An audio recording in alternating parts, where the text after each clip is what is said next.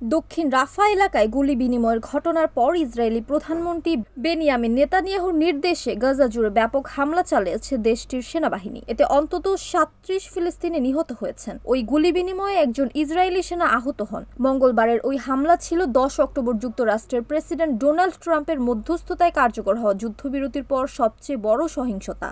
হামাসের সশস্ত্র শাখা ইজ্জেদিন আল কাসসাম ব্রিগেড ইসরায়েলকে যুদ্ধবিরতি লঙ্ঘনের অভিযোগ এনে জানিয়েছে তারা এক বন্দির মরদেহ হস্তান্তরের পরিকল্পনা স্থগিত করেছে। এক বিবৃতিতে সংগঠনটি সতর্ক করে বলেছে, ইসরায়েলি আগ্রাসন অব্যাহত থাকলে মরদেহ অনুসন্ধান, খনন ও উদ্ধার কার্যক্রম ব্যাহত হবে, ফলে বাকি ১৩ বন্দির মরদেহ উদ্ধারে বিলম্ব ঘটবে।